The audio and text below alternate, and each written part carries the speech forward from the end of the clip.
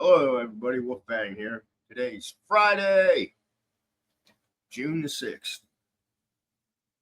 Well, how we all doing today? Good, I hope. I'm doing better that I'm home now. It was a muggy one at work. I think we got up to 85. How is that? I'm done on the forklift, so I'm back at my station. I'm putting jobs together, but it's so hot in there. It's the heat makes me sleepy.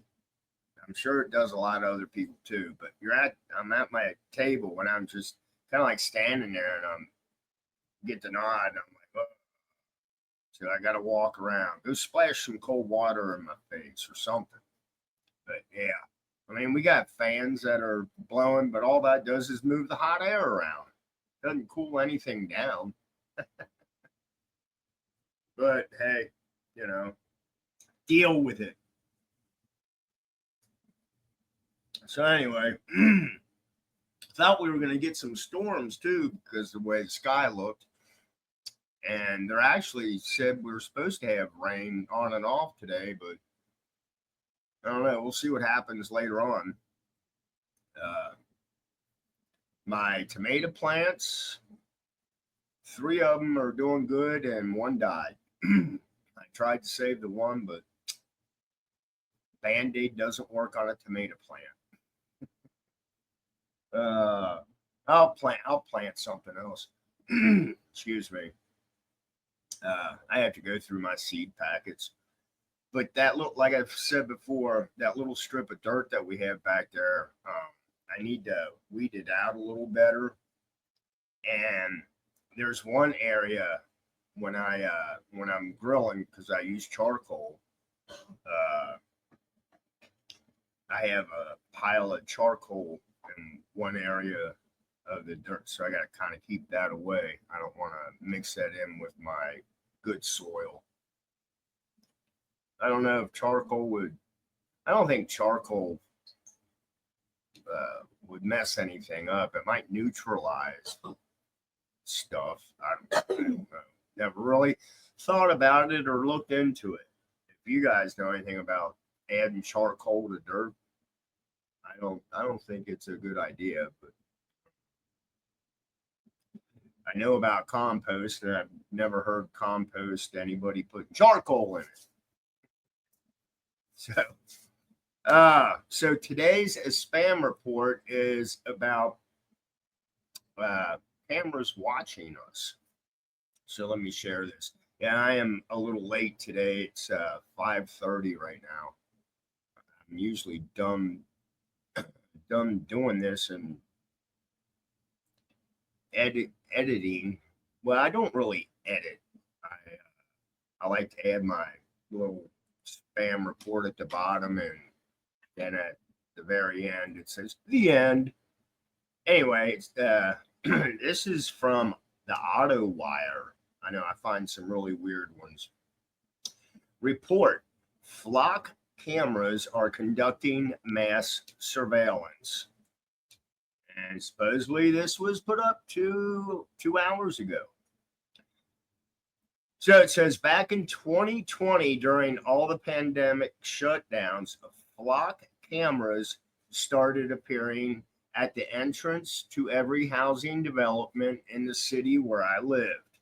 Knowing an employee of the police department, I asked what was going on, and I was proudly told that the department put up the cameras so if anyone commits a crime in the neighborhoods, investigators will know who it is or who it was.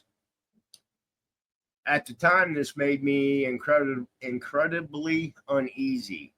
Mass surveillance in the name of community security isn't something new, but AI driven technologies like flock cameras are making it easier than ever to conduct. That's excuse me, that's the push of a scathing new report recently published by Forbes. Were were covered stories involving flock cameras used to track down stolen cars or suspects, and things don't always go so well. But something even more insidious is allegedly going on behind the scenes. Already, Flock has tens of thousands of cameras up in 49 states. Chances are you drive past one on a regular, even if you don't realize it. That means your license plate is read and fed into the tech company's database, all for your community's safety. But as Forbes says in its report, Flock is about to turn a corner this fall. Law enforcement agencies and other clients of the service will be able to get video footage of when a specific vehicle was recorded by a camera. While that could be a tremendous help for police as they hunt for a suspect or work to solve a crime, these types of technologies are often double-edged swords. Like any tool, the cameras can be used for good or ill. Not to be outdone, Exxon Enterprise, which has been a dominant force in police body cams, is getting in on the market niche after a scheme with Flock.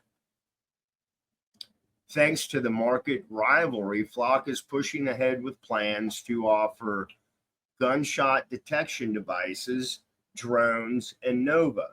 The last one is software, which means data from police database, helping law enforcement to make connections in investigations. Spit it out. It wasn't that long ago, science fiction movies and books talked about mass surveillance by authoritarian governments under the guise of keeping the populace safe. We're not saying that's happening now. Well, why not? Because I bet you it is. But the potential for things to take a turn in the direction is alarming. So there you go. We all know these cameras are out there.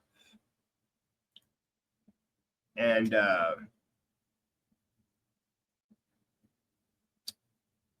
they're just going to get better. I can pull where I live. I can pull up our traffic cameras and watch a certain area. The thing is, it's time lapse. Now, the people that are really watching the shit is, real time. What we pull up here, like I said, it's like 5 minutes slow or something, but it's not real time. So I don't know. What do you guys think? Big Brother's watching. Big Brother has been watching us forever. If it's not the cameras on the corner of the street, it's the bullshit they have up in space. I mean, they've got shit up in space that they can read a fucking letter off a gnat's ass. Yeah, they really do. I mean, they could zoom in on me, you, your dog in the backyard running its butt across the grass. They can read the blade of grass. But they got some serious tech shit out there. So, anyway, I thought I would share this because, this tech shit is kind of cool. So, anyway, if you didn't like it, that's okay. This is Wolfang. Have a great Friday and a great weekend. Blessed be, stay safe, and I'll bullshit with y'all later. Bye.